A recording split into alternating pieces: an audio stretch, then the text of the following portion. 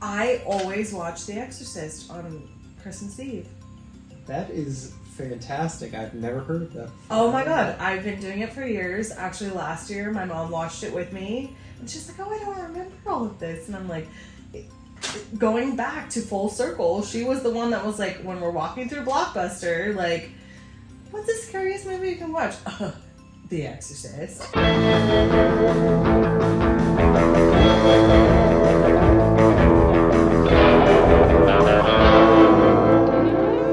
was talking to my buddy Jeff, who interviewed me today. He was like, I'm going to be really nervous. I was like, yeah, I get it. Being in front of the camera is really weird for X amount of time, and then you forget that it's there. There, basically. I mean, it's a little bit different in this sort of scenario where we're actually like, talking. Mm-hmm. As opposed to having to put on a performance, but true. After a certain point, I always just tell people, like, just chill, relax, it's fine, don't think anything about it. We'll do as many takes as it takes to get everyone. You can't do a take of a live conversation, which is why, I mean, Cheers, my dears. Cheers, my dears. I am totally going to end up knocking over that water bottle if I leave that there, so... I would have moved that. We're going to put that good there. Good choice. Put that there. I should probably move it even further away, because as soon as I get animated, I'm going to start... You're going to be throwing hands. Yeah. Alright. So, nothing too formal, but this is the very, very first episode of the Jony Horror Podcast. I really wanted to say show there. No, you caught yourself. It's a podcast, yeah. Mm-hmm. I am here with my very good friend, Abbey Bowen, and I'm so happy you're here. I'm so happy that you're the... I mean, I was like so honored when you texted me and said, "Hey, I'm going to do a podcast show and I want you to be the first." I'm like, what?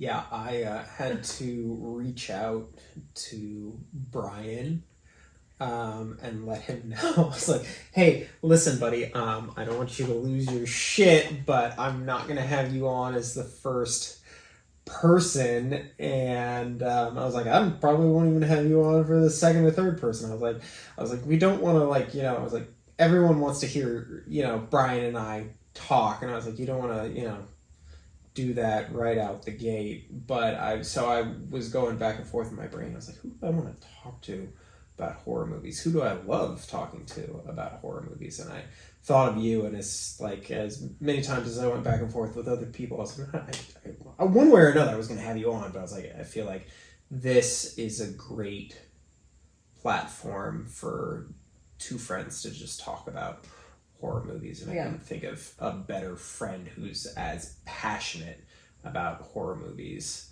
that is within our rock's throw distance. I was very happy that we're down to do this. So, my god! And that's why, because when you asked me, I was like, wait, me of all people, like, you've worked with these people, like, filming the Jony Horror Show and, like, editors and everything. I was like, but me of all people, like, I'm honored. A lot of the people that work with me on the show, believe it or not, have very little interest in actual horror movies. They do it because they want to help me out and they want to be part of that. They're artistic, which is fucking rad. Mm-hmm. But like, legitimately, like, you are, like, as far as my friends go, like, the horror fanatic. So it's a good thing that you're here, and I'm very happy about it. So Thank you. Of course, thank you. Now tell me just a little bit about what got you you don't even have to do a deep dive yet, but what was your first kind of, thing that got you interested in horror movies? And I mean, it could be like, I really want this to be an origin sort of episode here in the sense not only that it's our first, but in, kind of, I want to know what cartoon it was, what, thing that you experienced. We'll dial it all the way back, because I feel like stuff like that starts us off young and we don't even realize it until, years later we're like, oh, that reminds me of this thing that I felt when I was a kid, and you're like, fuck, that fucked me up so bad I didn't even realize.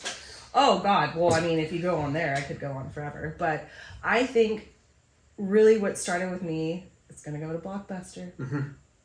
So this was when there were VHSs. Yes. There weren't even DVDs yet. And there was a Blockbuster around the corner from our house. Every Friday, we would go to dinner, and then we would walk to Blockbuster. And at that time, I'm probably like, yay high. Mm-hmm. So you go in, and you circle the room, and everything that's like big and like just got released is all around the outside of the room, because that's where they could literally go from floor to ceiling with VHS tapes. And then you would kind of go down these like makeshift little prop up metal stands that would have like, the genres in them. So we'd always we walked in, and it was like, I feel like there was a lot of theft at Blockbuster, because when we went in, you walked in and you had to go left, and then it was like one entrance and one exit. And they had the little dividers on the side too that could sense if the video hadn't been scanned or something like so that, it right? was like a little chip in it that I was like, oh, they didn't, how we try to steal alcohol with, whatever. I digress. So we would start off, and it was always the big Blockbusters. And I remember when we would come to this side of the store, that's where it was kind of the horror section. Mm-hmm. And I remember Child's Play. It started off this big, and I couldn't even look at it. And then it slowly progressed over here, and then it was right in my line of sight when I'm fucking 3 feet tall. And I was like, this is terrifying me. I can't look at this. That was my first really I'm looking at an image and I'm scared of it. Mm-hmm. And then, so I grew up in a blended family. So I have 3 older brothers from another family, and then my younger brother. Yes. And so my older brothers could go in and pretty much rent whatever they wanted. So they'd get an action movie, they'd get a titty movie, and then they'd get a horror movie. And my brother and I would get little cartoony things, And so we'd all go home, and we probably, family of 7, brought home 20. Holy shit. That we, honestly, through the whole weekend, one of us would watch one or all of them. Yeah. So the older brothers always had a horror movie or something in there. And there was always a queue, when my younger brother and I had to go to bed, because we'd be too afraid of this. So, we'd go to bed, and my parents usually would watch an X-Files episode, which, oh my God. Terrifying! Yeah. Did you ever see the one with the fluke man? The one that's the pale dude with and he's in the sewer or something like that? Oh my God. And he literally eats people and then takes over their skin. Yeah. But then their skin rots eventually. Yeah. I mean, I've watched pretty much all of the X-Files, but there's so much more. And David Duchovny, fuck you for quitting the show for not getting enough fucking money. Do you know he went on to do Californication, which is... Okay, but him and Scully, I was wanted that to work out, and then he was like, oh, I'm not making enough through the shares or whatever. Well, they did 2 movies, and then they did a revival show. That was after the fact, though, and he was getting paid a little bit more. Anyway, so yeah, we come home from Blockbuster with all these movies that my mom was always like, you're not going to watch all of them. Oh yeah, we would. Because that's when it still said Be Kind, Rewind on them. And on Sunday evening, we would spend a really long time rewinding them. Guess who staged that to get it done? Me. Because I'm like, no. Virgo. That's what it is. The OCD kicks in. Yeah, but I would hate when I put a tape in and it's the credits, and I'm like, motherfucker. Or right in the middle of it. right in the middle and it ruined something. But no. So there was always like a cue when it was like, okay, the older boys are gonna either watch like a mature movie or like, you know, something horror. So my brother and I would go up and try to go to sleep, and my parents would probably be watching, like I said, an episode of like X-Files or something. So that was always something that kind of like intrigued me, because I was like, okay, like, hey, I'm being, you know, sheltered from this in a sense. Yeah. Which, come to find out, was probably a good idea. Yeah. The fan's just going, and I'm not really sure if it's... Usually that's because it's like kind of hot. Yeah. Can it breathe on the belt? Probably not as much as it should. Give me 2 seconds. Let me see what I can do. Mm-hmm.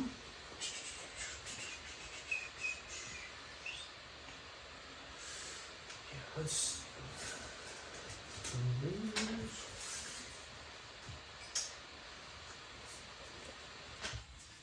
We're learning as we go. Yeah. No, I like it. So hopefully that can go. Because the fan's on the back, right? I think so. I don't have a Mac. I have a PC, so... Sorry. I don't like Apple products. Just put that out Don't there. you have an iPhone? I have an iPhone, but that's my only Apple product. And I don't even like my iPhone that much. This is an iPhone 8. Oh, wow. This is an 8, yeah. Alright. I feel like hopefully that'll calm down. If not, then, you know, it's our first episode. You guys can deal with it. I like that. No way. So anyway, where I was at. Older brothers, it was like their TV time, whatever, something inappropriate that probably my brother and I shouldn't have watched. Go upstairs, go to bed. So I feel like that started this whole kind of eagerness to know, like, oh, what is that? Like, who knows? So, this is probably, I mean, I don't really know the time frame, but my really good childhood friend, Sydney, who I'm actually still friends with. Oh, wow. She's gonna love hearing this when I tell the story. So, we walked into Blockbuster that night. We went in the left side and, you know, walked around everything how we were supposed to. And we kind of looked at my parents and we're like, what is the scariest movie we can rent? And they go, really? Like, really? What do you think their answer was? I legitimately have no idea. Oh, come on. Old time folks. People left the theaters, like, throwing up, having Oh, The seizures. Exorcist. Yeah, The Exorcist. Okay. So, like, The Exorcist. So, we're like, okay. So, we put that in, like, our best. Wolverine? Oh, God. 8, 9? Holy shit. Young. But my parents are like... They can't take it. They'll quit. So, we all get home. We had, like, a TV that had, like, a couch and a bunch of loungers around it for all of us to be able to see the movie at once. Some people, like, laid on the floor right in front of the TV. So, me and Sydney are literally right in front of the TV. And she's like, my hands are sweating. She's like, we're in the previews. We haven't even started. She's like, I'm so nervous. My hands are sweating. Like, I can't. And so my parents are looking around like, see, we told you. Like, oh my God. So anyway, so we end up turning the movie off before it even starts. Because she's like, my palms are sweating, and then she gets me worked up, she gets my brother worked up, and we're just like, oh my God, like, no, we can't watch this. So she ends up not staying the night because she was so freaked out. Yeah, so she goes on, and then my brother and I remember it was Sunday, because we were like, we had this deal that if you watched a scary movie during the daytime, it wasn't as scary. You know? And because daytime makes it less scary. So, next morning, my younger brother and I wake up and we're like, okay, we want to watch this. So my parents, again, are like, okay, put it on. We were running into the kitchen going, oh, like every other minute because, oh my God, it freaked us. I didn't see, like, maybe 20 minutes of movie. But besides that, we were just, like, terrified. Like... Yeah, I checked out The Exorcist for the first time when I do believe I was about 13, roughly. Maybe 14, maybe Okay. 14. And same thing, I started watching it in the daytime. I didn't finish it. It wasn't because like a scared thing. It was just like I ran out of time, or it was I was watching it at a friend's house, and so they let me take it home, and I watched it at home. Started in like the early evening when it was still light out, and then finished it. And I remember watching it and being scared, but not so scared that in the moment it you know, it didn't catch me off guard or anything like that. I was expecting to be scared, and I was scared, and that was the appropriate amount of scared. Mm-hmm. It was later that night when I was trying to go to bed that I couldn't sleep for the life of me, and I was terrified, and that movie has terrified me ever since. Just this idea that no matter, you know, I mean, as far as I'm concerned, that's what the best horror movies do. You think you're okay, and then you find yourself lying in bed thinking about it, and you're like, I can't fucking sleep because that was actually really fucking scary. So that's pretty ballsy. I mean, your parents did it right. I mean, I feel like that's how you should go about it. Instead of restricting children from what they can see, you should show them what they want to see. Oh, you wanted to see this? Okay, we'll watch it. And we were like, holy shit, we should not have made that decision whatsoever. Now, how did that experience affect you moving forward as a horror fan? So that actually was not the turning point for me. It was scary, but like my brother and I still have this like, and my younger brother and I, like we watched a lot of these together. We'd even go to my dad's house, and it was like kind of like, shh, don't let mom know that we're watching this, you know. And so, the one that's really interesting, like you bringing up, like you watched it and you were fine, but then you couldn't sleep. The one that did that for me was the Blair Witch Project. See, now this, and oh my god, I'm gonna fucking crucify myself as a horror fan. I have never seen it. Are you freaking kidding me? I would say that in my defense, okay, for a very long time, I've known what the ending is, and I've known what the entire film is about, so it's been a very hard sell for me to go, alright, I know that there's 3 kids walking around in the woods, and that it's a found footage movie, it was and like that the it was first real, of its time. and then, but I mean, I know everything about the movie, so I'm like, I mean, I know I have to watch it. I know, but I'm like, at the same time, I'm like, it's not good. I have this feeling that it's just gonna be like a chore to sit through, you know? No, it's not. Oh my god. Okay, so that one I actually got to watch all the way through. I think at that time I was like 10 or 11, so like a little bit older, you know. That adds up. I think it came out in 1999, if I remember right. Yeah, 89, like, yeah. Mm-hmm. Yeah, somewhere around there. So, I actually was able to watch that one all the way through with all of my brothers present. My younger brother, too. My younger brother and I slept in my mom and my stepdad's bed for like a week. Yeah. And because any time I would go to sleep, I would just imagine whatever I wanted to picture the Blair Witch looking like. Yeah. So for me, it was like the fear of the unknown.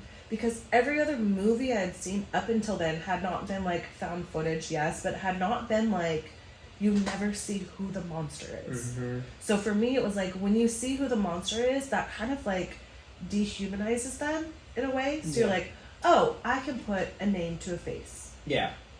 When you can't do that, that literally stole sleep from me. I could not process that. I needed to know who the Blair Witch was and why. I mean, I feel like the reason I say she is because Blair. Yeah. Why she was doing this and like what her end goal was. Yeah. But.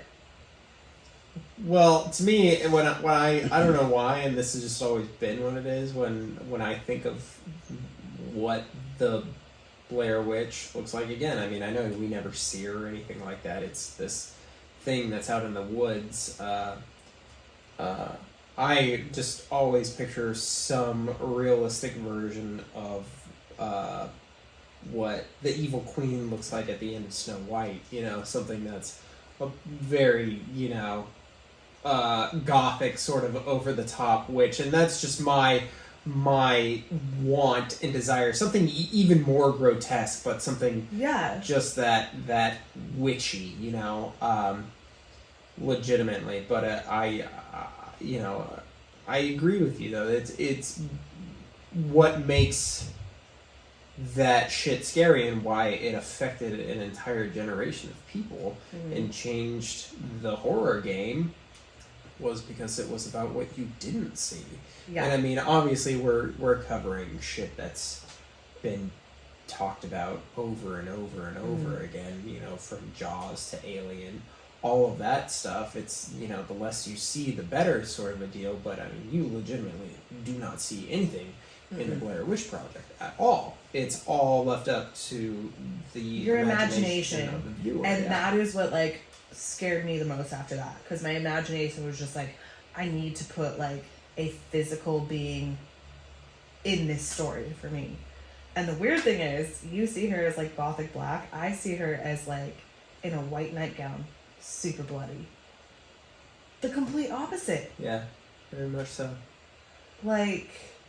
That's the beauty of, you know, film and you know, storytelling is the idea that we can, you know, perceive things the way that we want to perceive them, especially when a lot of that is left up to our imagination. I mean, but also the stuff that isn't left up to our imagination. You could see the exact same film, and I do, and it could leave you feeling entirely different than how I feel, and that's really a trip. And there are definitely movies that and shows that I have watched even recently that have left me feeling a very, very certain way. I really wanted to ask you this, and I feel like we're a little bit ahead of the game, but I'm still going to ask you, did you watch Midnight Mass yet? Oh my god. Some of the best fucking television I've ever seen in my life. Okay, so I feel like you should start on this because I had watched most of it when you started posting about it, and I was responding to you on social media like, oh my god, hell yes. I think you finished it before me. We finished it in a couple of days. Okay. Not as fast as my friend Jeff did. He started it one night and then started talking to me about it the next day, and then messaged me the following day and was like, I stayed up until 5 o'clock in the morning to finish it. Because I think he'd only watched like 2 or 3 episodes, and he finished it all, the rest of it all in one night. I would say this without diving too much into it, because I know that some people still haven't finished it. I mean, by the time this airs, I feel like most people should have watched it by then. But I still feel that The Haunting of Hill House is probably the single best season of television I have ever watched in my entire life, from start to finish. Agreed. The storytelling, everything that all the tiny little details that are in it, how everything pays off, I think it is perfection. Now, for me personally, as coming from a religious background and then as an adult becoming an atheist, Midnight Mass hit me in ways that I can't even begin to describe, and all of its ways that it talks about death and what happens after death. And I know we have to be like up in that scene effed me up. There was, I guess I can cuss, but like that scene fucked me up. There are moments in that so moments, where Riley's talking about what he thinks happens after death, and he is coming from an atheist perspective. Yeah. I legitimately got choked up because I've never, because I'm afraid to die. I will say it because I'm afraid of just. I can't wrap my head around nothingness, and as far as I'm concerned, that's where religion comes from, is this idea of not being able to accept it, that you just do not exist anymore, that your consciousness doesn't exist, and that is a terrifying thought for me, as I think it is for everyone, 99.9% of the human race. So Riley's speech about what he thinks happens after death was one of the most comforting things that I've ever heard in my life, because it was just this acceptance of, you know, it's gonna happen and it doesn't have to be a terrible thing, you know, everything, I will die and I will fade out, but everything that is on, you know, all the living organisms on my body will keep on living and keep on thriving and doing their thing, and I will just fade into nothingness. And the idea of all of his mind shooting off these things, all these good memories and everything, and I'm like, well, that's what people, in my mind, that's what people who experience near death, I mean, that is also scientifically proven. Yeah, that's what their idea of heaven is, you know? Yeah. So, but Midnight Mass, like, from start to finish is, I think I like what I would say Hill House is the best television I have seen. It was very romanticized, though. Yeah. I do want to put that in there. It was very romantic. Yeah. For being horror. Yeah. My feeling about Midnight Mass is, personally, it's a little bit more digestible because it's only 7 episodes. So it's a little bit. I do have to say, though, I talked to some friends that are like, oh, I watched the first 2 episodes and it was really slow. Yeah. Okay, it's a slow burn. It is a slow burn. It's a very slow burn. Yeah. But if you stick with it, oh my god. The payoff is phenomenal. Hello. Yeah. But, anyways, without getting too off topic, that was just something that I knew that I knew I was going to want to talk to you about one way or another. So oh my god. Your rating on Midnight Mass, shooting from the hip, what would you give it? Oh my god. I hate rating stuff. I really do. Like, I just hate when someone knows that I'm a horror fan and they're like, what's your favorite horror movie? You can't. I cannot. Okay, well, obviously you. Well, this is in a whole other ballpark. I'm talking about Jaws, by the way, because everything in this house is Jaws. Yeah. For those of you who are just listening, we're talking about my giant Jaws wall that is to the side of us here. Jaws is a separate entity. It's like, you know, it's. I can't even really describe, you know, how my scale works as far as my rating of movies, but I have, like, my top 3, like, favorite movies of all time, and they are separate from how I rate my horror movies. But my favorite horror movie of all time is John Carpenter's The Thing. And I can say that. Oh my god! Every day of the week, and I think it's perfectly. You were the one that exposed me to that, because I think I had a DVD player at the time. I don't anymore. Sad. And you gave me. You don't have a DVD. You don't have a Blu-ray player. It's all online. Shame on you, horror fan. We need the hard copy. Well, I have all the hard copies. I just can't freaking watch them. Like, I have a DVD player. I just need to figure out how to hook it up to my TV, but anyway, I know, like, oh my god, but yeah, no, I just hate when people are like, okay, so what's your favorite? Like, I can't pick one. No, I know. And there's such a scale, and there's so many different, like, you know, I know my wife has the same thing, because obviously she's a die-hard horror fan as well, and people will come up to her and be like, what's your favorite horror movie? And she can't pick. I know, like, kind of her ranking as far as, like, certain, like, she loves Pinhead, you know, she loves him, and so, you know, it's Hellraiser is one of her all-time favorites. Her favorite Halloween movie, though, is Trick or Treat. Yes, that's a good one. You know, so, like, there's all these different, you know, degrees on how you can rate, you know, your favorite horror films, so I totally get that. And that's something that I think you and I were talking about earlier, as far as, like, when you say you're a horror fan, they're like, oh, you like slasher movies, or you like the ghost movies. No, that is like such a small part of the genre in a whole that like you can't ask me. So if you ask me what my favorite horror movie is, I'm like, give me a subgenre. Yeah. Like tell Break it down and then break it down. I cannot. There's just so many things going on in this genre of films that it's like, how are you supposed to pick one part of it that you like? Yeah. Like you like all of it. Yeah. I can totally respect that as an answer, but I still say, what would your rating be for Midnight Mass? Out of 10, would you give it a 9.5? Yeah, that's about right. I went in a really circular. I saw this wonderful meme. It was taken from. I think it was taken from. God, whatever the Brooklyn Nine-Nine is, whatever the Andy Samberg. Oh, I know what you're talking TV about. show is, and it's I think it's something close to that. I apologize if I'm butchering that.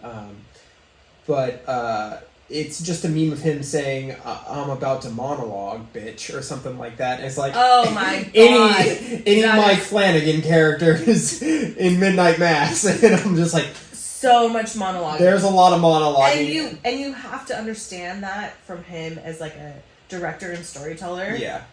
But the thing is, every monologue, it's not wasted. No. It needs to be there. It's not just some actor trying to like have their moment. It's like it adds to the story. I totally agree. With that said, as you know, from my just no comparison by any means, but just my minimal amount of like writing, I was like, oh my god, I can't believe we're about to dive into another monologue. Like, how many of these are you gonna throw at us, bro? And it's like I can't. There's. Again, I thought it was great. I thought it was perfect, but I did just like after, whatever episode it was, like 5 or 6, I was like, I can't believe we're doing another one. And there's a few even after that. Oh so. my! There are so many that I should not be saying this, but I zoned out and I had to hit rewind because I was just like, oh my god, it's so many words. But then when you actually like listen to them, it's like they seem useless, but then they actually do add to the story. Well, that's the thing. I mean, that goes, kind of, again, to, like, our generation. And then, like, if someone, like... I was talking to a friend about it today who hasn't finished it. They're about to watch episode 7. And just... They were saying how slow it was. And I was just like, yeah, but it's... It's the underlying tone. It's so good, though. Like, there's slow bad and there is slow good. And I was like... Even if, like, this is the slowest of burns, like, I'm, like, it's all so good. I mean, just, like, I even asked her, I was like, so what do you think of Bev? And oh, my God.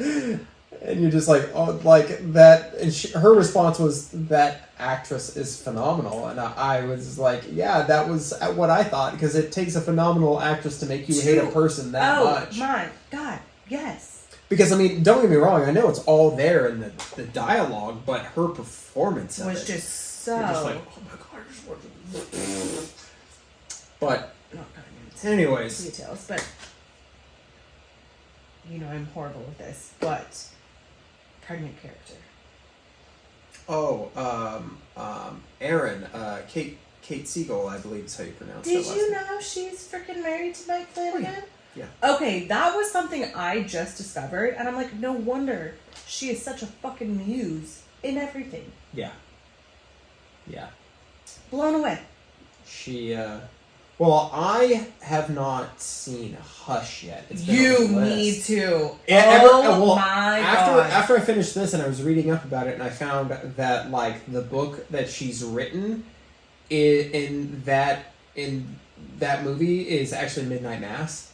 And what? Yeah, he littered Midnight Mass through a number of his projects. Actually, he because he didn't think he was ever going to get made, so he would just kind of sneak it in wherever he could. So, oh my god! And the actress that plays Beverly in Midnight Mass is actually her friend in that movie, and she says something about how much she likes Aaron and Riley, which is a little bit funny and ironic in retrospect. I read all this in the...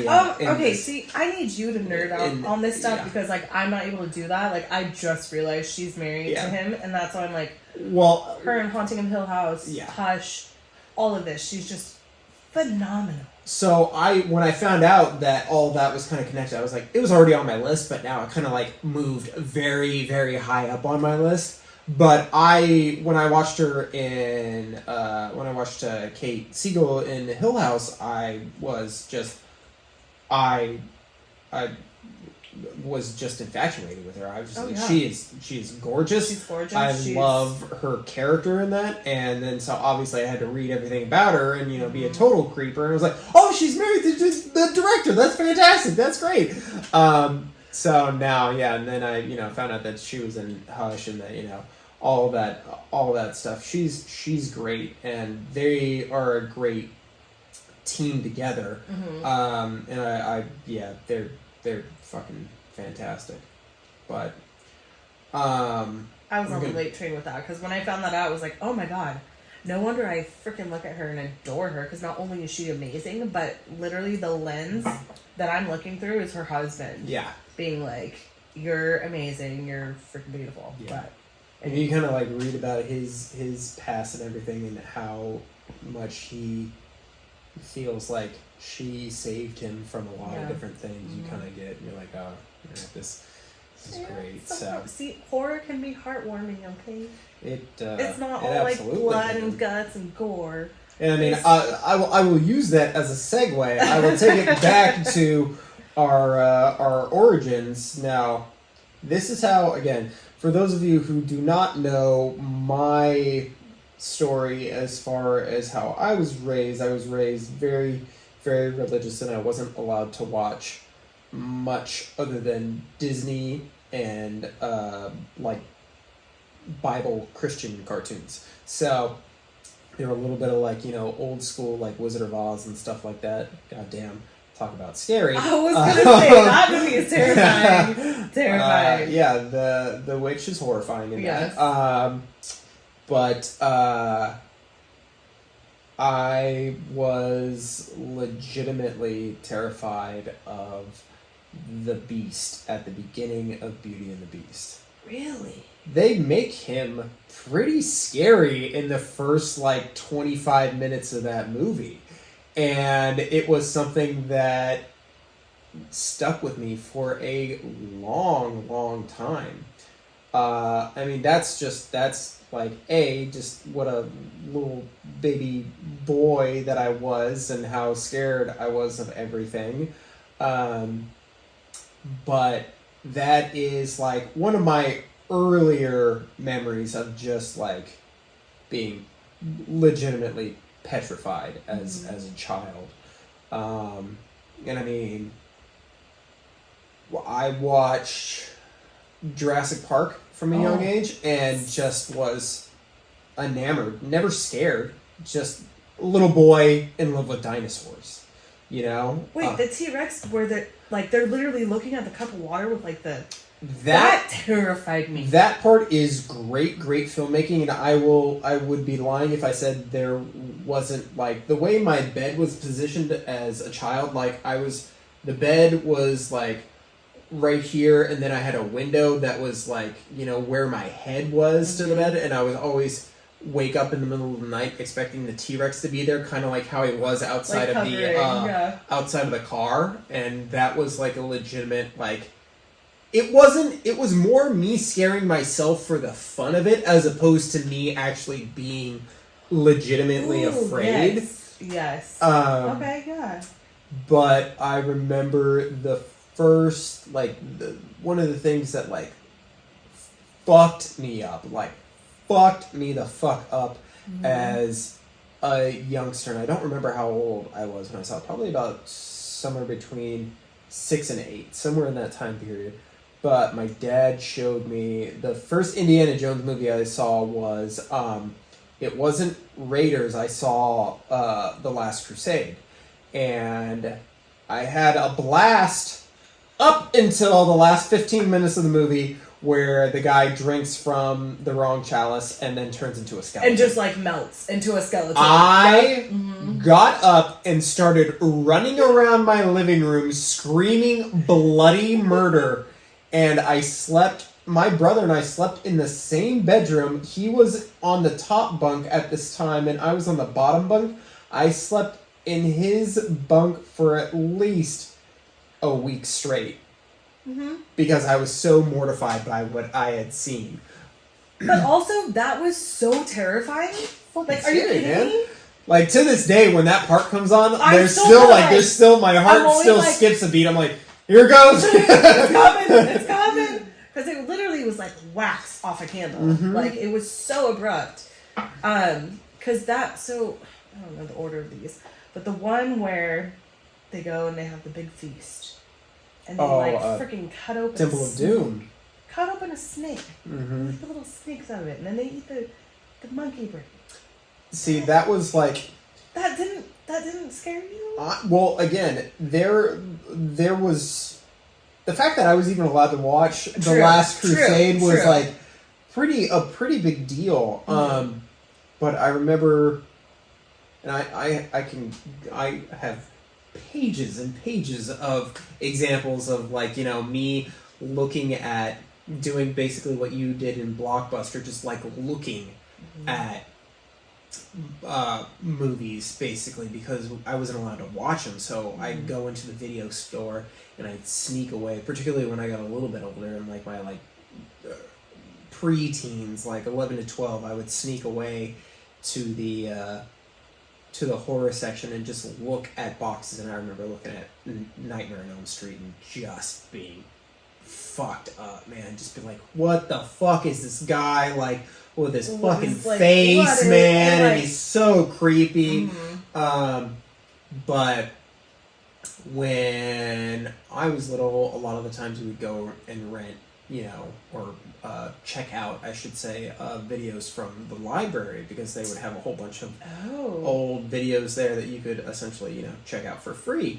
And we rented a lot of, like, you know, Star Wars and all those things. And we would rent the Indiana Jones movies. And at the time, a lot of the times I wasn't able to watch it, but Indiana Jones had great cover art. So you just look at everyone and it would even show like the scenes where like people were dying almost. Like it would show the scene in Raiders of the Lost Ark where the French guy Belloc was like all dressed up at like he is in the finale and he's like screaming and it showed it on the thing, and I would look at that, and I would look at Temple of Doom, and I remember my dad, you know, bringing home Temple of Doom, and me just staring at the cover art on the box, asking questions. What happens? Why can't I see this? Something about monkey brains being eaten. Something about someone's heart being pulled out, and no, you can't see it, it's too dark, sort of deal, and I would just stare at these covers. Oh my God. So, like, that was, like, a big deal for me. That was, like, kind of, like, because, again, I wasn't allowed to watch stuff, so I had to look at stuff and imagine my own scenarios, basically. So, I mean, you know, by the time I ended up getting to watch Temple of Doom, which was years and years and years and years, I think I saw Temple of Doom as probably, I think I saw it as an adult. So by the time I actually sat down and watched it, I was supremely disappointed by you know, horror of it. Because, you know, I had already seen a man turn into a skeleton. And for my money, still, the ending of Raiders of the Lost Ark, where people's faces are melting and their heads are exploding, is legitimately the most terrifying thing that is in a PG-rated film, I think. I didn't even think about that. Yeah. It might be PG-13. But it definitely was not R-rated. No, it was well, the PG-13 came about after Temple of Doom when a lot of people complained about how dark it was, and it was only, at the time, it was only PG and R, so Steven Spielberg was the one that pushed for a PG-13 rating. See, so they I can don't have know something any of in this. between. That's why I need you to let me know all this stuff. Yep. Well, you know. I'm a movie nerd, so I know, I need and to I know don't- all this stuff. That's why I said initially, I was like, hey, I don't remember the names of characters or Yeah. all that stuff, but I know how I felt about them. Yeah, Like, so yeah. well, that's you know, I'm here. I'm your encyclopedia Thank up to you. a point. Up to a point. Yeah. I feel like I watch all these documentaries with all these people that grew up in the '80s and how they can just talk about movies, and I'm like, how do you keep all that in your brain? That's insane to me. Well, they've had a lot of practice. Yeah. You know.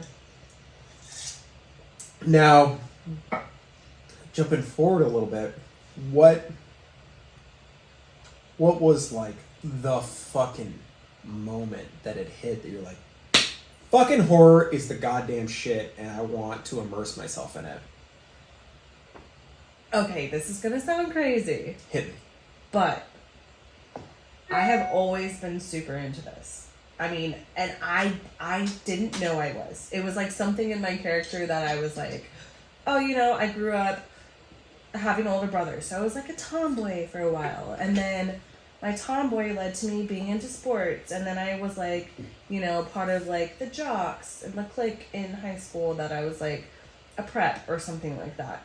Then in college, you know, I was just kind of, college was not a good time for me. I graduated, that's all that matters. And I've always been like trying to find my character.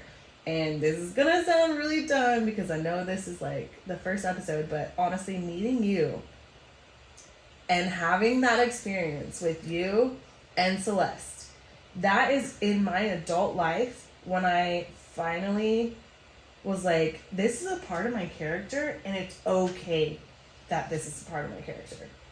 Because I had been like trying to find myself in so many different ways and trying to like fit into a clique here or there, and I never did. I just kind of floated. I got along with everyone, but I never felt like truly comfortable in like the way I was presenting myself.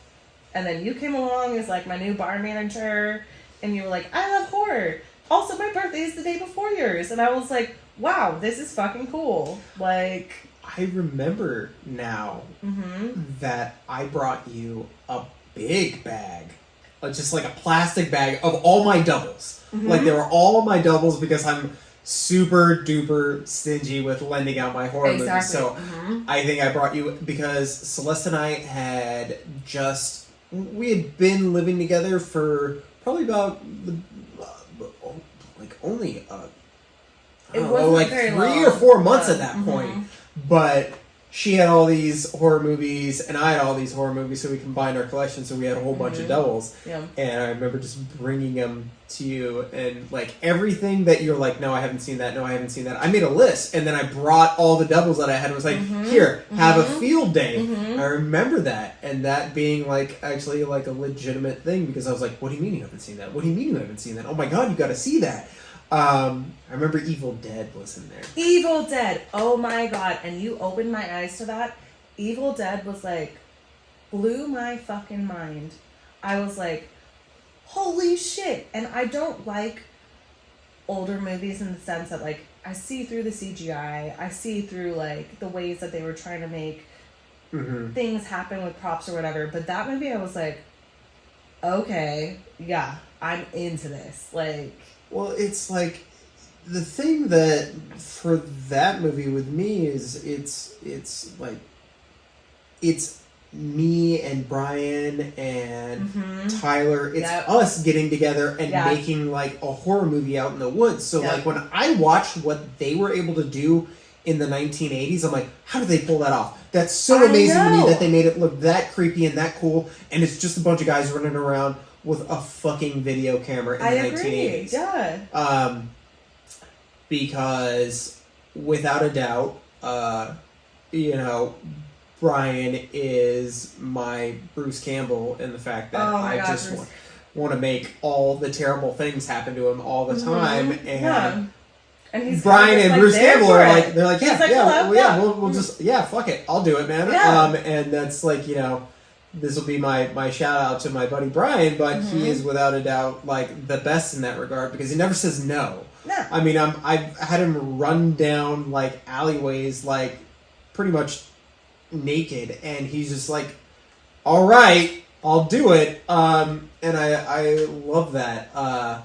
And that his willingness to do that, and like that's the thing, like with Bruce Campbell and Sam Raimi, that like he's just like, yeah, fuck it, I'll bash a whole bunch of plates over my head and do like a fucking backflip, you know? Yeah. God, I fucking love like which one is your favorite out of the three? Evil Dead. Evil Dead? Yeah. See, is. I have jumped back and forth over the years. I can't. If Army of Darkness is playing on TV, I will put it on. And see, for me, it is my, probably my ultimate comfort food, because I just love, God, I love that movie from start to finish. I can't get enough of it. Interesting. So for me, that one was it's all campy. Mm-hmm. But that was so campy for me that I was just kind of like... Well, I totally get that, because I remember when I found out, I was pretty young when I found out that Army, I had never seen any of them. Again, this goes back to me going to the video store and even Walmart. I would go to the movie section and veer away from my mom. I was either looking at Christina Aguilera in whatever it was, Maxim, and looking at her in the pool with the little floaty on, Yeah.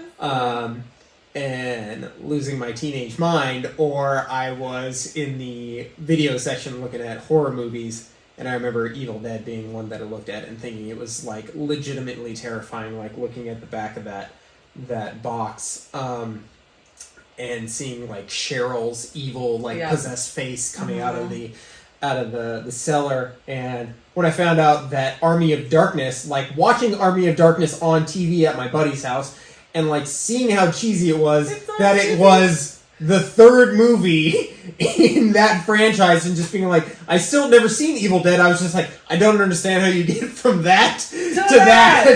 And but I think that's why it's such a good franchise, because it literally went Well, if you watch the original Evil Dead, it is funny. It's funny. Very dark, black humor for sure, where you're just is that? I think that was a joke right there. I think he was being silly. That, right? And there is a spectrum, because by the time you get to Evil Dead 2, it's still pretty there is some scary stuff to it, but they definitely go more campy. They definitely amp up the camp. By the time you get to Army of Amp up the camp. Have you been practicing that? Trademark. Amp up the camp. Yeah. But yeah, by the time you get to Army of Darkness, it's just full blown Looney Tunes. It is Looney Tunes, and don't get me wrong, I have him with the arm with the blade on it, just standing on the hill. I have that right behind my head when I watch all these movies, but no, it just got too campy for me. But I want to go back to something that you said. Yeah. When you said that's what you put on when you want to kind of sleep, or that's your comfort. Oh yeah, movie. dude. I that was I would go to sleep with that. For my a long comfort time. movie, The Shining. Ooh.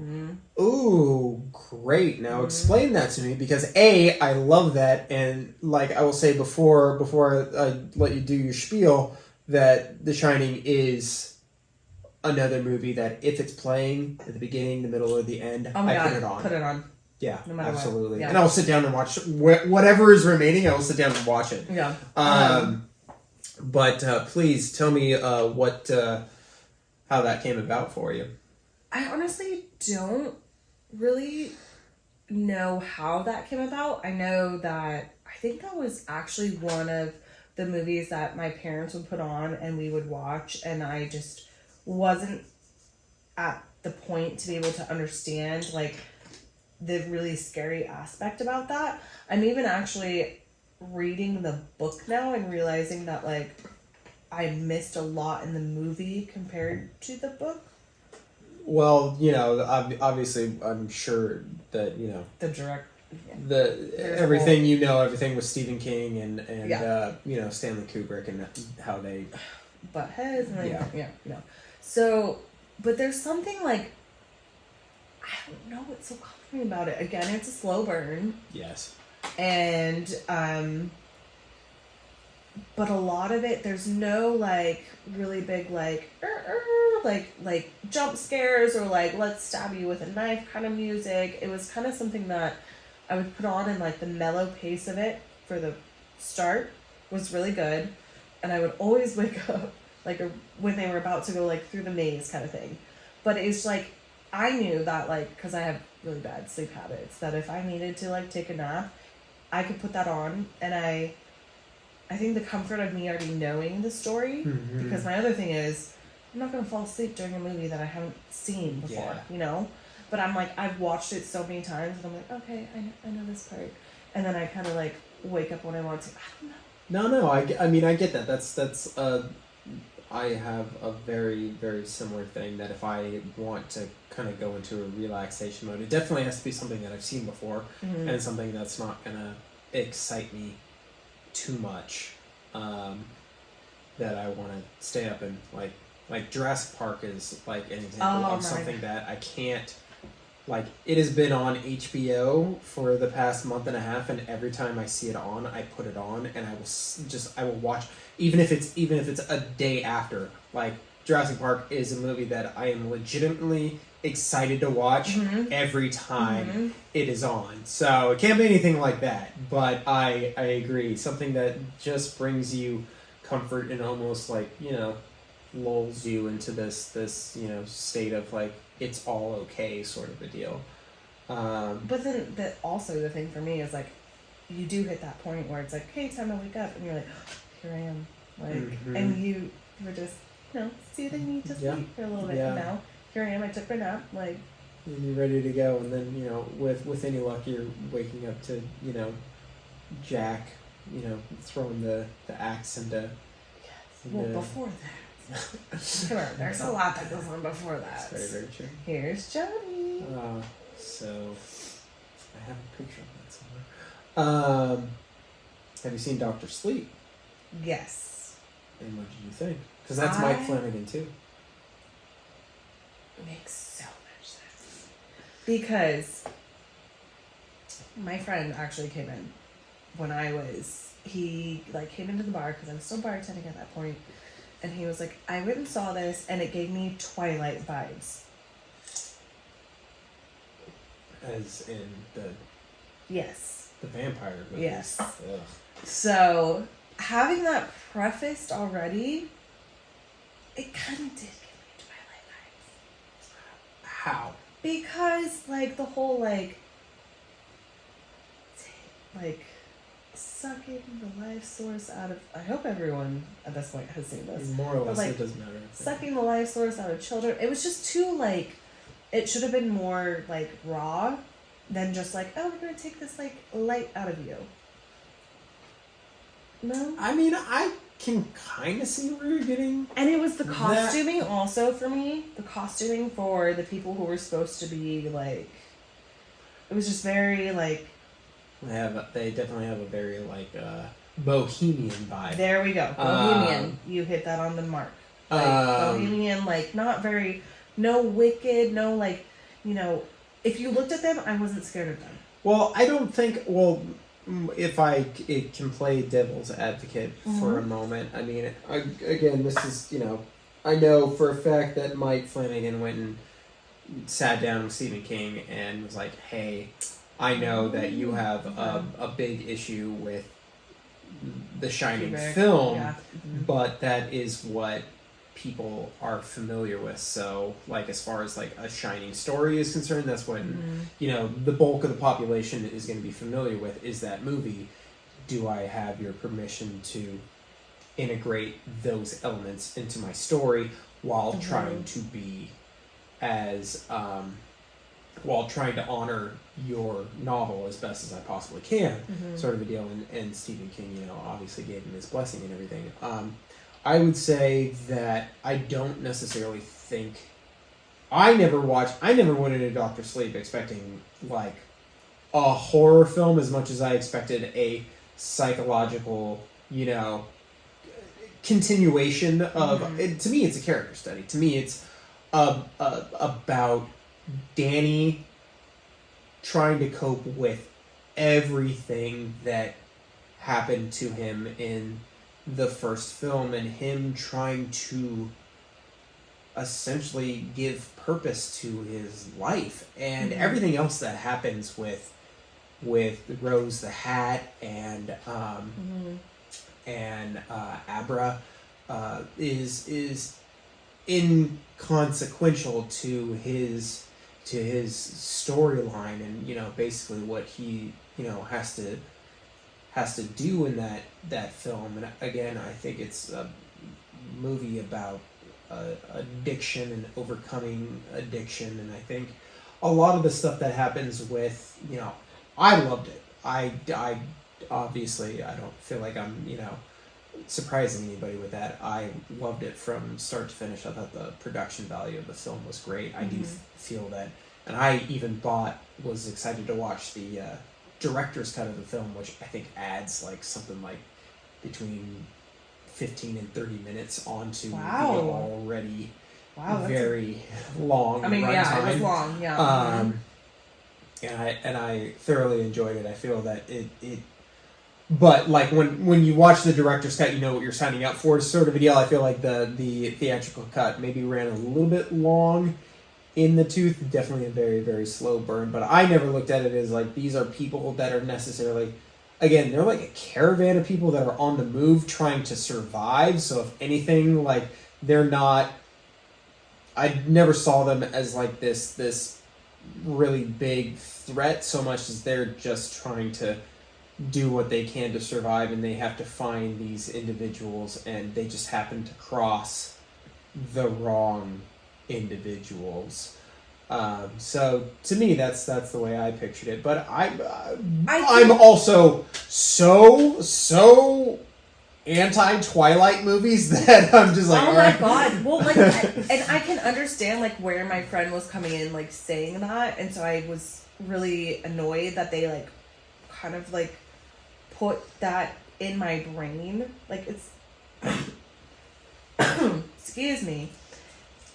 It's like when someone suggests something to you, as much as you don't want to like have that interfere with your opinion, it does. Well, I mean, you've seen Inception, right? Oh, well, hell.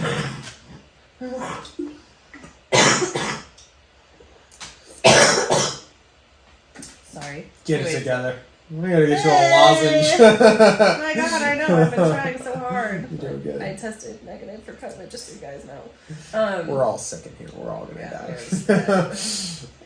But no, so I had that kind of just like already in my brain before I saw that. But I do think that I want to rewatch it now, and like understanding that Mike Flanagan directed that, I'm like, oh, makes so much sense.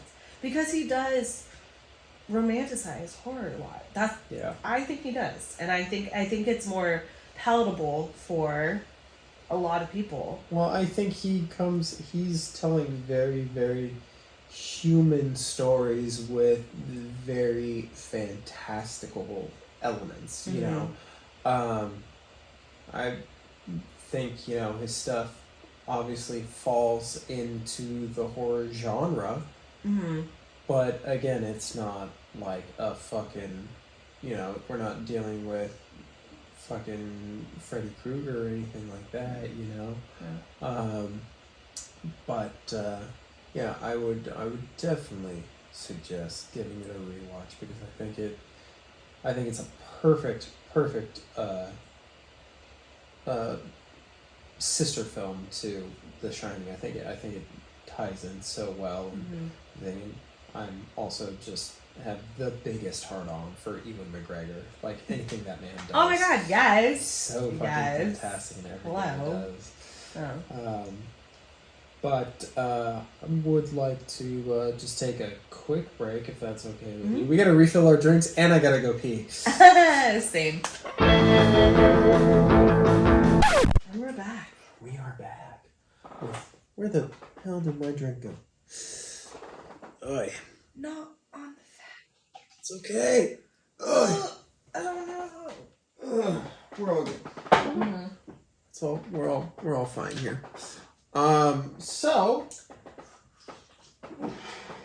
diving back in. It's Halloween time. And I know you are as big a Halloween fan as I am. What does your house look like these days? Do you have decorations up? Okay, so I already told you about the horrible week I had starting October 1st. So no decorations up yet. For two reasons. I was sick, obviously. Yes. B. My brother who lives behind me took all of my really big decorations and literally put them under my house because I have sort of a like cellar type thing going on. Like a crawl space sort of a deal, or no, it's actually like you walk under and that's where I do my laundry. Oh, okay, cool. And so there's a good area. Like my house is like actually lifted up. Yeah. I think I remember that when I was there. Yeah. So a bunch of storage space that I was just not utilizing, and him being super strong, like took it down there because the garage is more organized now for him to have like his bike and workout equipment for both of us in there. So he kind of needs to help me finagle that out. It's not that they're heavy, they're just like... It's all compact in there. Yeah. But this is the first year that I grew my own pumpkins. No way! Yep. That's super duper exciting. Up at my mom's house, she lives in Ojai, so she got all the really good heat. Yes. She has timed water, so they got watered like crazy. Oh my god. So I have 3. I have Scarface. He's called Scarface because a squirrel attacked him when he was a baby. Now he's about Holy shit. I have Cinderella, and then I have Notre Dame. Because Notre Dame grew on top of Cinderella, so he's like the hunchback of Notre Dame. So Cinderella's like perfectly... So here we are back to Disney. I know, right? Right?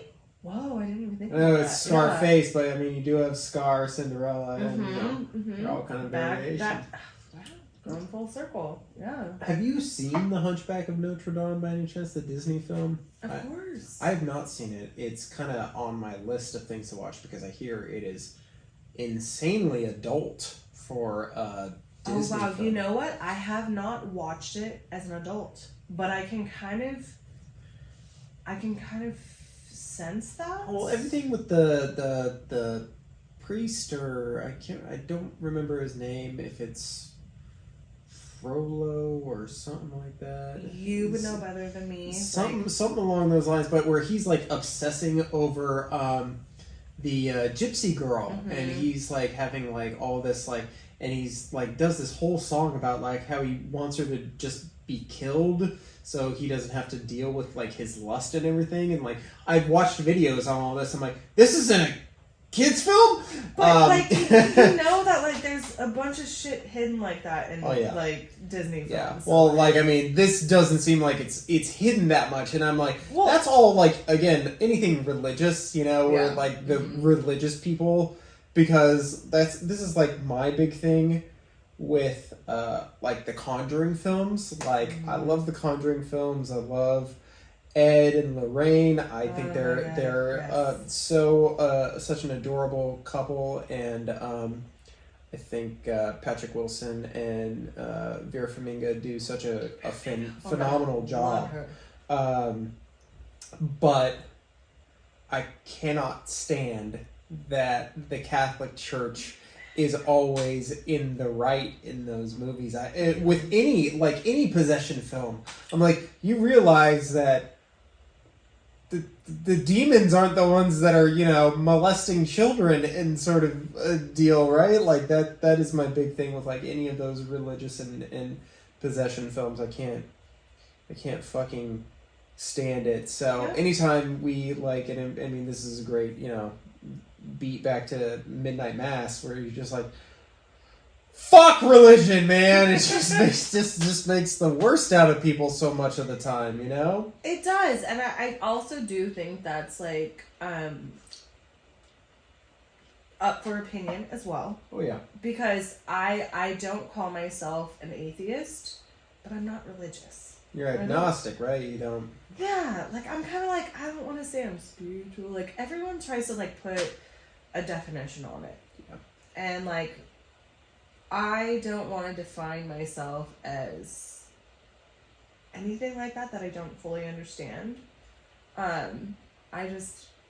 Yeah, and I mean, you know what I mean? I should really put a disclaimer on my very, very loud, fuck religion. What I mean by that is fuck organized religion. Exactly. If you have your beliefs and that is your conviction and you feel like it makes you a better person and it gives you comfort, I respect that, because there's a lot of things in this world that are scary, and I think that if you feel like it gives you a set of guidelines that are moral, and those guidelines do not make you judgmental towards others, then we're getting back to Midnight Mass. yeah, exactly. The character that I hated. Yeah, you love to hate. Yeah, well, like, I mean, everyone loved to hate her. She figured out a way to make any sort of dialogue work for her. Uh-huh.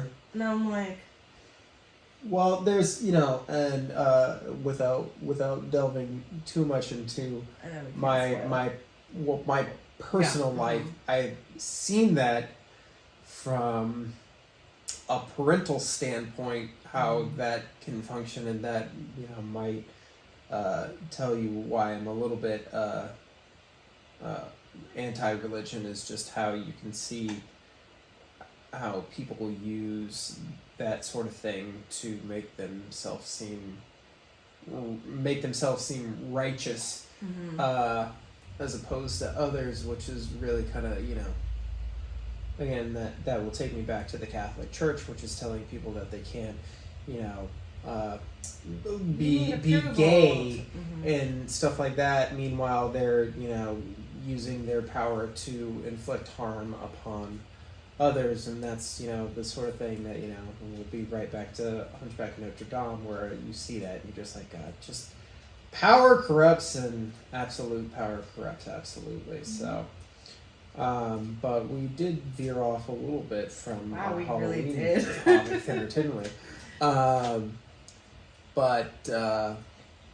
So going back to Halloween, what is your personal favorite film?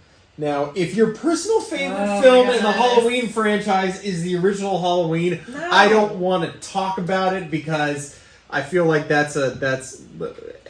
it's obviously the most iconic thing, and I just feel like we should just take that one out of the equation one way or another. What is your favorite film in the Halloween franchise that is not the original?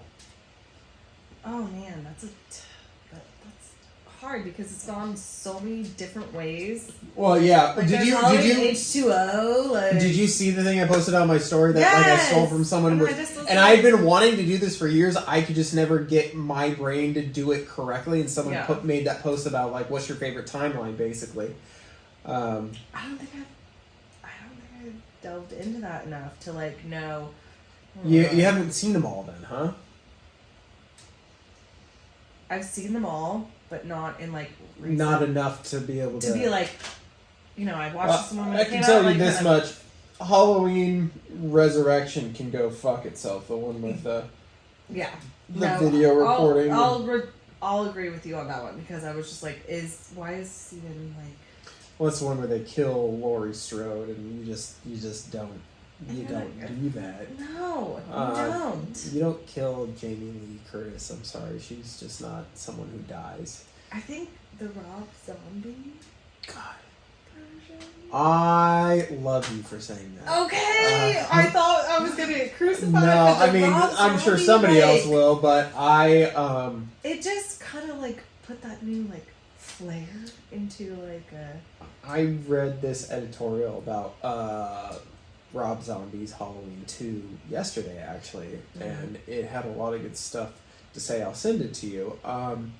About basically how it was ahead of its time, and how it's a character study, and how films like Hereditary and Get Out and stuff like that. Oh my God, don't get me started on Hereditary. Maybe we I fucking love that film. It is oh my God. Okay. But basically, how like his version of Halloween 2 is more about how. And have you seen his version of Halloween 2? Mm-hmm. Yeah, about how it's more about the.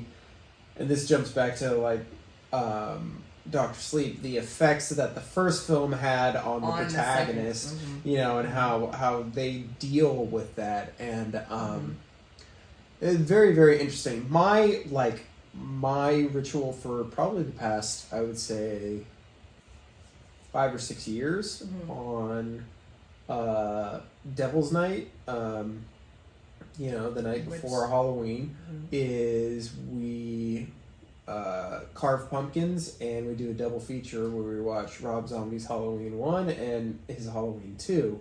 Oh. And I fucking love that ritual because I love his interpretation of Halloween 1, but in my personal opinion, it doesn't even compare to his Halloween 2 because it's such a bleak, dark movie.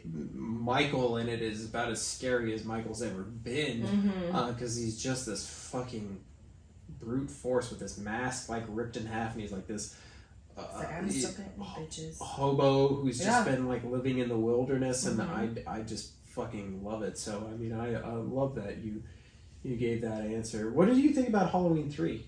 Have you haven't seen it? You haven't seen oh my god! Oh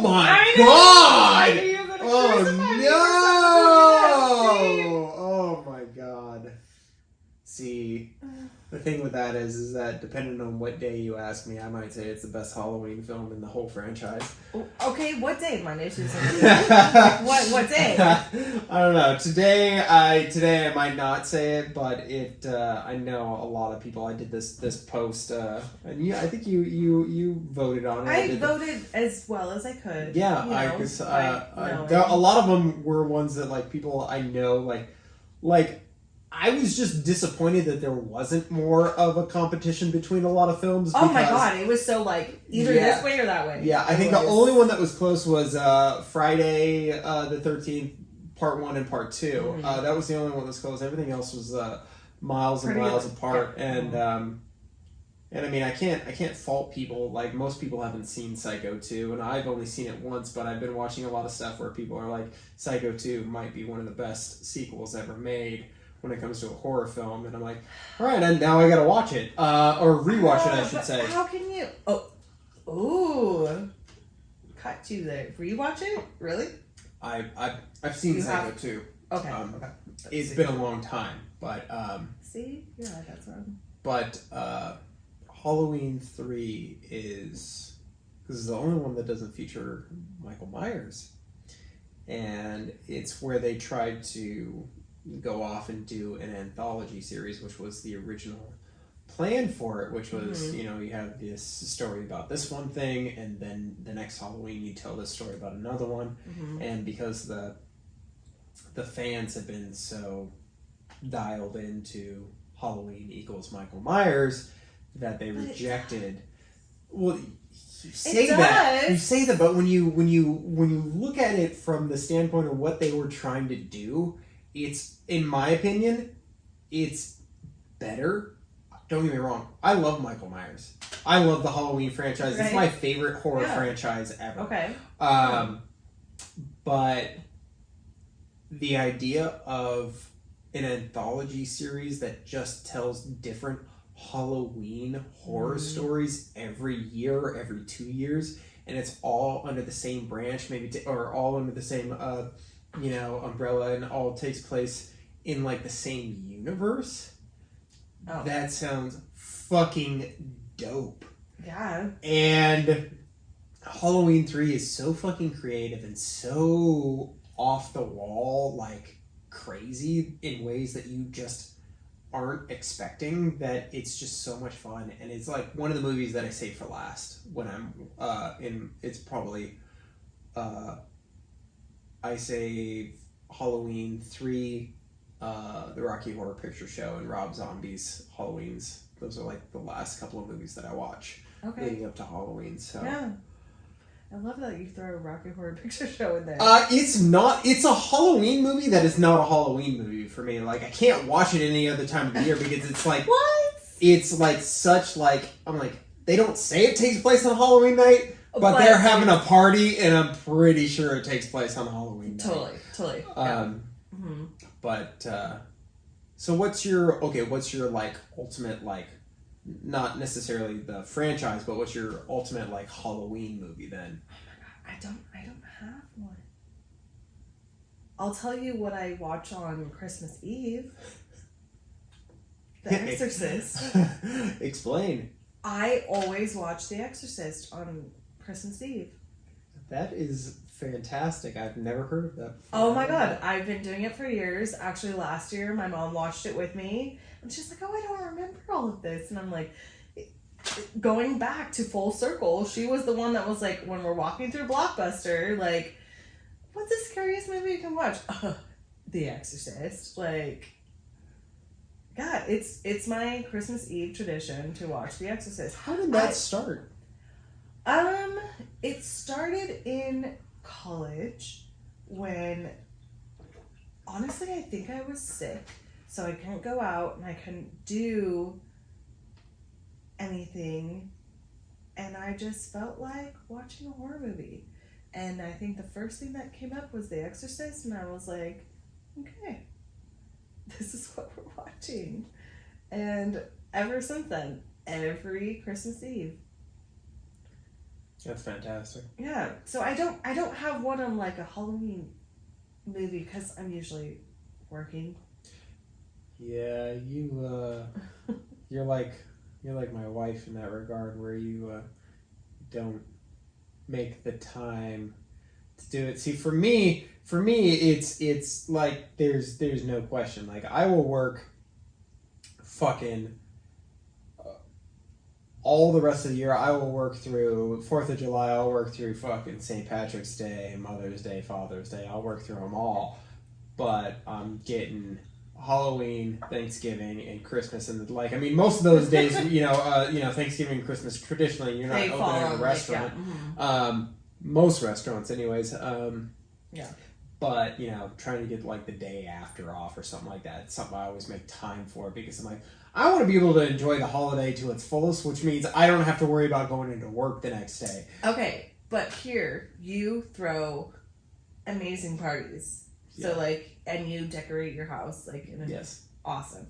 For me, unless I'm invited to your party, which I always am. Yes, you always are. I usually do things like haunted horror nights. Like, I'm going to Hollywood Horror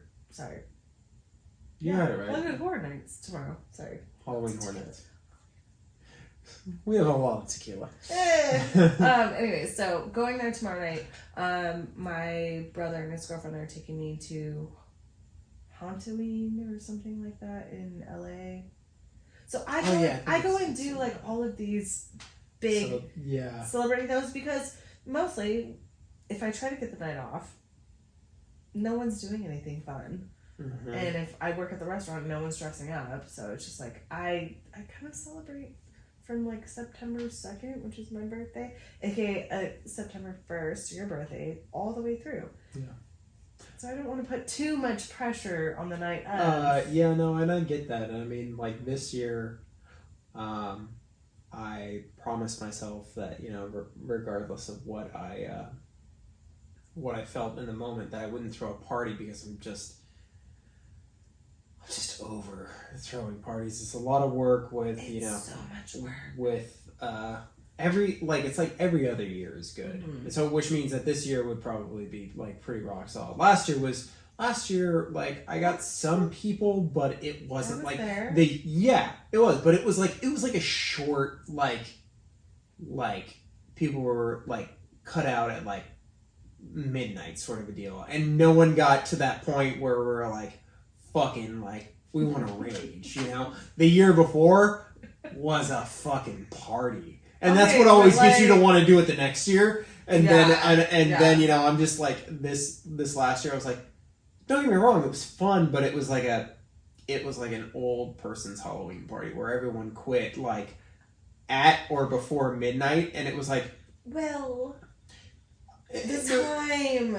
that we were in at that point. Yeah, like, but like, there's a lot of people that just, didn't show up, and then, it just was what it was, and there's nothing wrong with that, but when you've done it for X amount of years, and I'm just, I want someone to invite me to their fucking Halloween party. That's what I want. I'm ready to do that too, because like, oh my god, last year when COVID. The horrible C. Oh my god. Oh my god. Not COVID. That C word we're not supposed to say. September 1st. What a beautiful day. I know. Your birthday. My mom and I decked the shit out of my backyard. And it was spooky and... I remember you were on it last year, yeah. Mm-hmm. That was all in my backyard for me. Mm-hmm. I was like, I'm not putting stuff on the front, but like, I really think that affected like how we celebrated the holiday. So my whole point in going in and talking about myself when I should have is that you put on great parties, and yeah, it sucked the last year or two, but obviously like so did a lot of other things. So let's get back to... Now, this is the point that we were talking about where we don't remember where we started. I knew this was going to happen. Let's get back to you and Celeste throwing awesome parties. Hey, that would be great. This year I think we're just going to take the little kid out trick or treating and call it's it on a fucking day. Sunday. It is on a Sunday this year, which is another reason you're like, okay, maybe we don't throw a party this year. No. Give it a few years, because next year it'll be on Monday. Still not much better, maybe possibly even worse than a Sunday, quite possibly worse. But all that said, you need to watch Halloween 3. I'm thinking about cutting this podcast short right now to just go put on Halloween 3. I mean, that would be a great plan. Yeah. I only have one copy of it too, which fucking bums me the fuck out because I would just send you home with one. I mean, I have all these streaming sites. Oh yeah, I was gonna say you don't even have a fucking DVD player that's hooked it up. I have it. I just like my TV is mounted, and I don't know how to I'll figure it out. Also, for Christmas, I'm asking for a VHS player because my uncle who lives in Seattle or outside of Seattle has a VHS player and is like a horror movie aficionado, and he has them all on VHS. And he's like, "Oh, just take them. I don't want them anymore." I'm like, "Well, I don't have any way of playing them, so I should find a way of playing them." You could hop on the old interweb and buy a VHS for probably about $5. Yeah. VHS player for about $5. Yeah. But that's a fun Christmas present to ask for. That's like something to kind of like gear up for. I like that a lot. I just fucking love that you watch The Exorcist on Christmas Eve. Oh yeah, it's like my favorite thing that I've learned about you tonight. Oh my god, I had no idea. That? Zero fucking idea. That's crazy. It's so cool. That's so legendary. Yeah, because like how I started with doing. I was thinking about this while you were talking about it. I was like, how the fuck did I even end up watching Rob Zombie's Halloween's on, Devil's Night? And it wasn't like this like grand thing where I was like, oh, I just love these movies so much. It was because Celeste got me the box set this one year for Christmas that had, or for my birthday, rather, that had all the Halloween movies up until that point. The 2018 movie obviously would not come out for a couple more years, but I started that box set. Obviously I started with 1 and then I went to 2, and I think I had actually skipped over 3 because it was, at the time, it was like something that I was like, well, it's not going to connect to the rest of the Michael stuff. I know that. So I'll save it for a time when I feel like diving into something that's a little bit different. So I skipped on and I did, 4, 5, and 6, and, H2O and Resurrection, and then ended up watching 3 a couple of days before Halloween. And then when I was trying to, like, wrap it up, be like, I got to finish my box set. It was the night before Halloween, and I was like, well, I have 2 movies to film. are 2 movies to watch, and I gotta watch them tonight. So like, it was like, all right, we're covering Pumpkins and watching Rob Zombie's Halloween 1 and 2, and I just remember like finishing part 2 that night in like bed and just being like, whoa, that was fucking like, I had already seen it before, but like that night it just hit me differently, and from then on out it was like, this is what I'm gonna do. Yeah. Celeste breaks my balls because I'm such a creature of habit that every year I have to do the same fucking thing. And she's like, really? And she's like, can we try something different on me? I'm like, sure, you can, but after I'm asleep, I'm gonna be angry about it. Yeah, that too, yeah. But where are we at now anyways? How are we doing? Oh, it even locked us out. Oh my god. Tell me. Yeah. Don't tell the world. They're gonna know the password. We're at an hour and 30 minutes. Look at us go. We're doing pretty good. Alright. So, wrapping up. What? I just want to put this out there. Yeah. Sorry. Yeah. So you were terrified of the Beast? Yes. That was my first crush. No way. I was in love with the Beast as the Beast, not as his human form. He's ugly as his human form. He's handsome as the Beast. Right? Why is that? Okay. But you said you were terrified of him, and I remember that being my first crush. Like, oh my god, he's cartoon, but I still was like so in love with him, and then, yeah. Well, there came a point in my young boy's life where I was like, I'm gonna conquer my fear. I'm gonna watch Beauty and the Beast from start to finish without covering my eyes, and I did, and I felt I was all the better for it. And I mean, I was probably like fucking 10 at this point.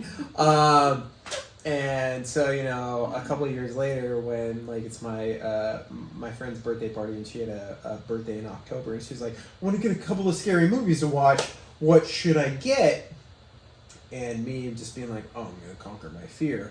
I was like, get A Nightmare on Elm Street. I've never seen it, and I'm going to watch it with a group of people. I'll be fine. Because, again, me, little kid, looking at the box. The cover. In the video store, it was like, all right, cool. I can, if I can do that with Beauty and the Beast, I can certainly do it. Totally different level at that point. I can certainly do it. In high school, with my friends all around me, I watched that movie, and I was a sophomore in high school, which was 2006. That movie had come out 22 years earlier, and I was fucking mortified, and I did not sleep that entire night. I watched Family Guy and wouldn't turn off the TV, and I didn't sleep for weeks and weeks on end after that. And for also a very... because, like...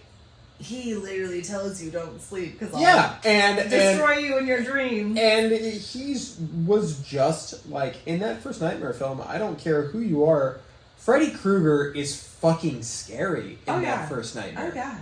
Oh yeah. And it wouldn't be until years and years later. Even my first year, the Halloween store was my first job, and that first year that I worked there, they have the horror villain section, and I wouldn't. Oh yeah. I wouldn't even look at it. I would walk past it, and I wouldn't make eye contact with any of the shit there because I was still so scared. I hated working at the Halloween store the first year I worked there. Absolutely hated it. Didn't like Halloween back then. Didn't like horror movies or anything. Straight out of high school. What? But I had this redhead that was really interested in me, and I was really interested in her, and that's a story for another day, but she got me to come back and work at the Halloween store the following year, and that following year was when I walked past the horror movie section and like looked at it and was like, I think I'm fucking in love with all of this. And I went out and bought A Nightmare on Elm Street and watched it in the daylight still as an adult. Yeah. Horrified, but I was like, this is great. I'm loving Because every fucking second of it. If you watch it during the daytime, it can't get you. Scary, and then, right? you know, when, even more so with you, yeah. Yeah. Because you're not sleeping, you're not dreaming. Mm-hmm. Yeah. So that's, you know, kind of where we're at with that. You don't find Freddy Krueger attractive. He wasn't your childhood crush too, was he? No, not at all. Well, at least. But also, Urban Legend, I just rewatched that like 2 days ago. I've never seen it. Are you kidding me? Don't bust my balls. It's a 90s movie, alright? It's early 2000s, but the actor who plays Freddy Krueger is in that.